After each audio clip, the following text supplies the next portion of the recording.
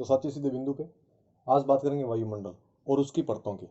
आपको पता है कि जो हमारे चारों ओर जो पृथ्वी के जो गैसों का आवरण है वही क्या कहलाता है साथियों, वायुमंडल। तो वायुमंडल में सबसे पहले बात करेंगे गैसों की। तो वायुमंडल में सर्वाधिक जो गैस पाई जाती है साथियों वो कौन सी है, नाइट्रोजन है। कितने प्रतिशत है, 78.8% है। ये हमें सबसे ज्यादा ध्यान रखना है। इसके बाद में साथियों जो सेकंड नंबर पे है वो हमारी आती है जीवनदायिनी गैस, कौन सी, ऑक्सीजन। प्रतिशत कितने, 20.95 या लगभग साथियों 21% के आसपास होती है। ऑक्सीजन के बाद में आ से एक अगली गैस है साथियों आर्गन। कितने प्रतिशत है, लगभग 0.93%। और इसके बाद साथियों चौथे नंबर पे आती है कौन सी gas, CO2, carbon dioxide, oxide gas. वो कितनी है, 0.03%। ये साथियों बहुत इंपॉर्टेंट गैस से है। और साथियों एक बात हमें ये ध्यान रखना है कि इतने ये दोनों जो गैस है फर्स्ट और सेकंड, ये पूरी गैसों का कितने प्रतिशत भाग लिए हुए साथियों, 99% भाग लिए हुए। और पृथ्वी की परतों की बात करेंगे तो साथियों पृथ्वी की जो परतें हैं वो परतें कितनी साथियों, 5 है। परतें कितनी है, 5। अब साथियों दो आप सभी को पता है, जो मध्य में परत होगी उसको क्या कहेंगे साथियों, नाम याद रह जाएगा आपके, मध्यमंडल। और साथियों जो सबसे बाहरी परत होगी उसको नाम क्या देंगे आप, बहिर्मंडल। तो पृथ्वी की दो परतें आपको याद है, बाकी करेंगे अभी। लेकिन दो परतें कौन सी, जो बीच में होगी उसको आप क्या नाम दोगे, मध्यमंडल। जो सबसे बाहर होगी उसको क्या कहोगे, बहिर्मंडल। बस बढ़ते हैं आगे। अब साथियों देखते हैं परतों की। तो एक बात ध्यान रखना कि पृथ्वी का जो औसत तापमान है साथियों वो कितना है, पृथ्वी का पैसे 15 डिग्री है, 16 नहीं है अभी। पृथ्वी का कितना औसत तापमान माना जाता है, 15 डिग्री सेल्सियस। अब साथियों जो सबसे मैंने बात की थी सबसे पहले कि मंडल जो है उनमें सबसे जो मध्य में होगा उसको क्या कहेंगे भाई, मध्य मंडल कहेंगे। और जो सबसे भारी होगा साथियों उसको क्या कहेंगे, बहिर्मंडल। ये मैंने बात की थी। अब मैं अगर मैं इसको डिजिट नंबर देना चाहूं, कैसे कि अगर ये मान लो जैसे एक नंबर मंडल है, कौन सा है, एक नंबर। ये कौन सा नंबर मंडल है, दो। ये कौन से, सॉरी, परत। और ये कौन से नंबर की परत है साथियों, हमारे चौथे नंबर का मंडल है। और ये कौन सा नंबर मंडल है, 5 नंबर। दे दिया डिजिट। एक बात ध्यान रखना साथियों, ये दो जो संख्या है वो कौन सी संख्या है साथियों, दो संख्या कौन सी है, सम है। तो साथियों नाम पड़ेगा समताप मंडल। दो संख्या क्या है, सम है। नाम क्या पड़ जाएगा साथियों, समताप मंडल। अब संख्या देखो साथियों सबसे ऊपरी कौन है साथियों, बहिर्मंडल है। तो जो साथियों बहिर्मंडल है उससे नीचे बै से पहले क्या आता है साथियों, ए आता है। तो नाम लिख दो, नाम क्या लिख दिया साथियों, बै से पहले आता है ए, तो आयन मंडल। तो बै से पहले ए तो आयन मंडल। मध्य में सबसे पहले लिख देंगे साथियों मध्य मंडल। दो क्या है, सम संख्या है, तो समताप मंडल। सबसे साथियों जो पहले है जो पृथ्वी के ऊपर लगते ही जो मंडल है साथियों वो कौन सा है, क्षोभ मंडल, जिसे क्या कहा जाता है साथियों, संवहन मंडल भी कहा जाता है।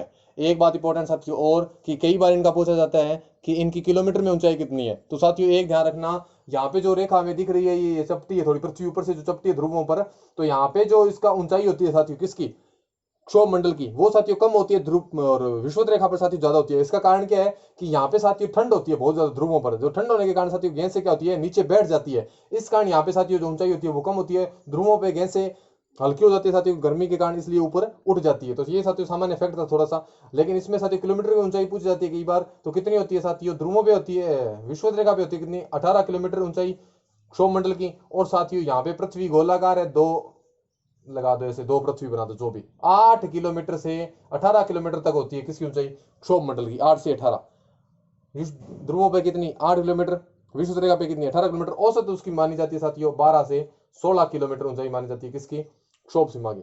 अब साथियों अगली बात करते हैं समताप मंडल की। समताप दो, 100 में 2 का भाग दो कितना आएगा, 50 कर दो भाई। समताप मंडल 8 किलोमीटर से कितनी ऊंचाई तक माना जाता है साथियों, 50 किलोमीटर तक माना जाता है। अब साथियों आ जाएगा कौन सा अगला, मध्य मंडल।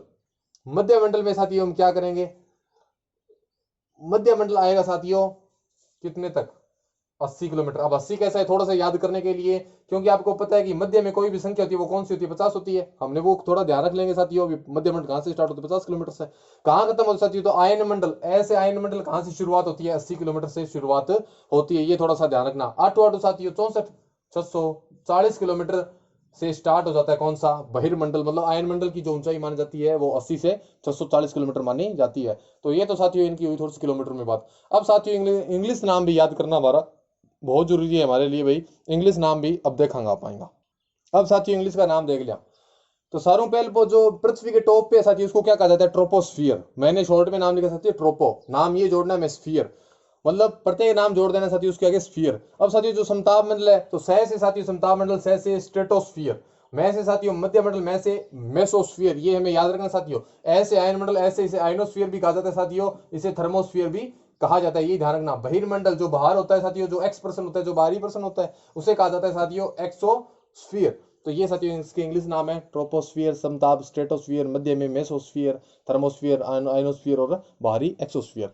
ये मुझे आशा करता हूँ साथियों याद रह जाएंगे आपको। और इसके बाद साथियों अब बढ़ते हैं इनकी थोड़ी सी विशेषताएं जान लेते हैं साथियों। अब साथियों देख लेते हैं इनकी विशेषताएं। तो साथियों हमने किलोमीटर की तो बात कर ली 8, 50, 80, 640।